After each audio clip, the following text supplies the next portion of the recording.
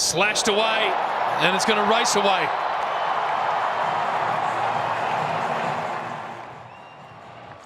ক্যারিয়ারের প্রথম টি-টোয়েন্টি বিশ্বকাপ জেতার পর এই সংস্করণ থেকে অবসরের ঘোষণা দিয়েছেন বিরাট কোহলি। বিদায় বলার জন্য এর থেকে ভালো মঞ্চ কি পেতেন? খুব সম্ভবত না। গোধূলি বেলায় এসে ব্যর্থ হলে হয়তোবা মাঠ থেকে বিদায় বলার সুযোগও মিলত না।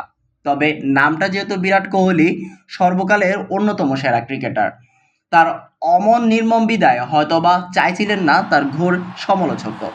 অনুমিত শেষটা রূপকথার মতো করেছিলেন এই ভারতের কিংবদন্তি। আসর জুড়ে ছিলেন ব্যর্থ।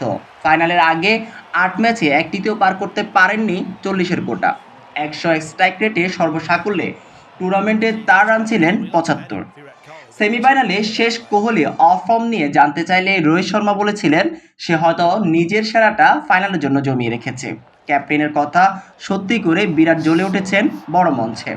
ফাইনালে খেলেছেন ৫৯ বলে ৭৬ রান, হয়েছেন ম্যাচ সেরাও।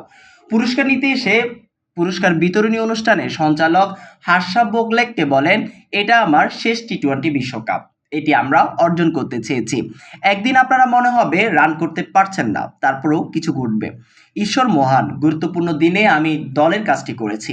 ভারত হয়ে আমার শেষ টি-টোয়েন্টি সবটুকু কাজে লাগাতে চেয়েছি।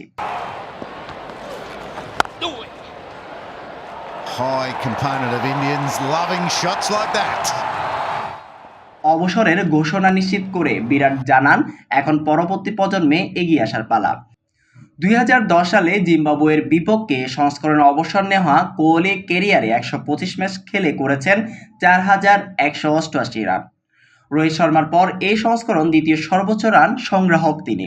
৪৮.৫৯ গড় ও ১৩৭.৪ স্ট্রাইক রেটে ব্যাটিং করা কোহলি ভারতকে নেতৃত্ব দিয়েছেন ৫০টি ম্যাচ।